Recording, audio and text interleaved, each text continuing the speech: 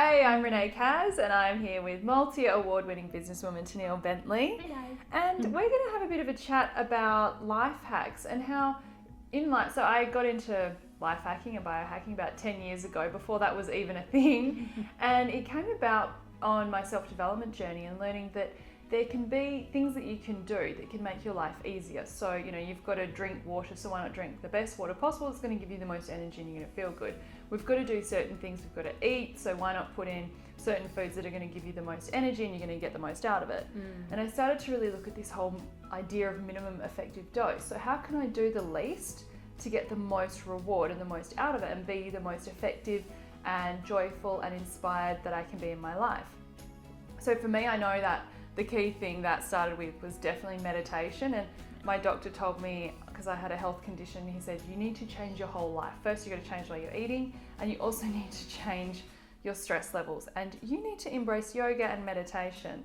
My response, I was not very open to it. Let's just say that. I was pretty rude to him. I'm like, yeah, I'm not into that hippie stuff, okay?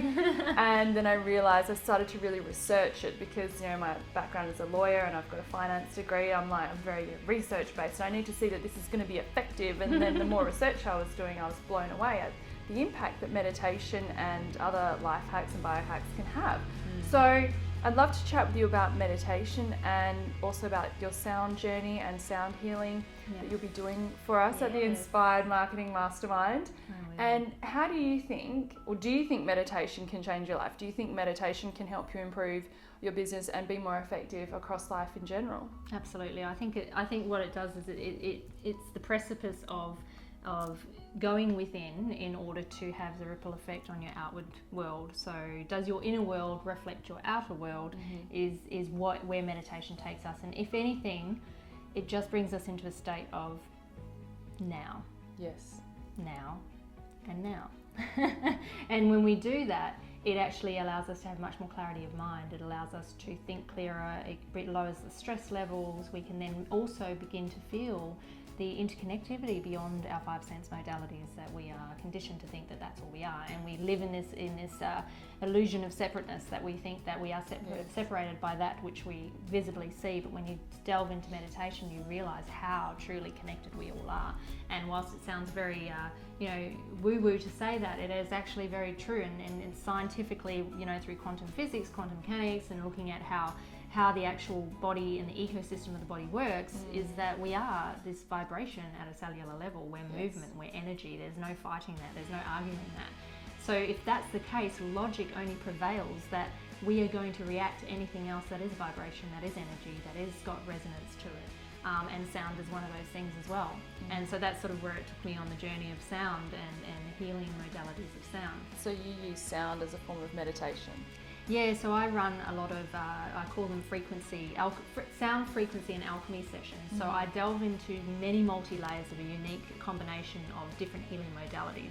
One of which is frequency levels. So I work with a frequency alchemist in the US, and a lot of our music and everything we listen to is at the frequency of 440 megahertz. Yep. Now, if you look at the electromagnetic frequency of the Earth, it is actually, and of consciousness, it's actually 528 megahertz. Okay. So technically what we're doing is we're off center by listening to everything that we're listening to is on a certain frequency. And when we're talking frequency, these are frequencies that we emit. We have an electromagnetic frequency that goes with 6, 7, even beyond that, feet that come from our heart through the Heart Math Institute have proven this with technology. So we know that we emit this electromagnetic field. And so what happens is with sound is that we're actually, and with the frequencies that I use, they bring about healing on a cellular level. So they use certain frequency tones are used for certain healing modalities. So that's underneath everything that I do. And then I overlay that with like a guided meditation, and then I'm also a singer, so I sing over the top with that. So there's 3 different layers there, and then the next layer is we use bowls, healing bowls, and sound bowls, and drumming. And drumming is, of course, goes all the way back to ancient, ancient tribal times. It just feels good though. Yeah, well, there's a reason why, before all the technology and everything that we are in today, there's a reason why our ancient tribes use sound, because we come from sound and resonance. We are sound and resonance because we resonate a frequency. So it's only natural and it's only logic that we're going to react to that which we are, which is resonance. So if we project resonance and it's the right frequency and it's tailored in the right way, the healing we can be profound for people. So effectively, these are kind of like biohacks that you're using, and you're using sound to reconnect us to, well, what is it that you're reconnecting us to? Yeah, reconnecting you to self. So bringing you into a state of, it's basically 2 levels. So we're using conscious and subconscious modalities of So the of meditation healing. being the conscious and then the sound. Yeah, the meditation is your conscious, and then the subconscious is the frequency tones underneath, and the sound and the healing modalities that we use above that. So there's multiple layers of both delving into the conscious and subconscious mind, and the subconscious mind will pretty much process more than 40 million bits of information per second, whereas the conscious mind is only about 40 bits. So we're working on both levels with the mind and the body and the soul, and so it's connecting you to self, and depending on the frequency that we use will depend on what the outcome is for you. So some frequencies are for letting go of past traumas, some frequencies are for awakening inner peace, some are for awakening the divine feminine, or bringing in the communication piece, or if you're struggling with communication, or you've got health issues around lymphatic glands, lymph nodes and things like that. So certain healing modalities with certain frequencies. So this actually dates back to Dr. Royal Raymond Rife, who actually was the one who really got into the research piece of the power of frequencies. Yeah. And he actually was presented by the Medical Association 16 terminally ill cancer patients to see if he could heal them with his frequency work and all the work and many, many years of research that he put in with his machines. Way back in, I think it was 1800s, 1900s, I don't know the exact date. It was a long time ago.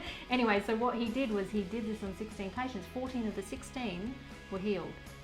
The other 2 were 2 months later.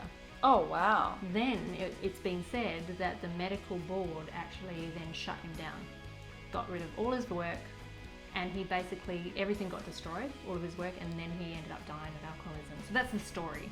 Again, there are so many elements to stories. You don't know what's, there's facts, and then there's facts, and then there's another fact. There's like 3 sides to every truth. So that is where they say that the science of frequency tones comes from.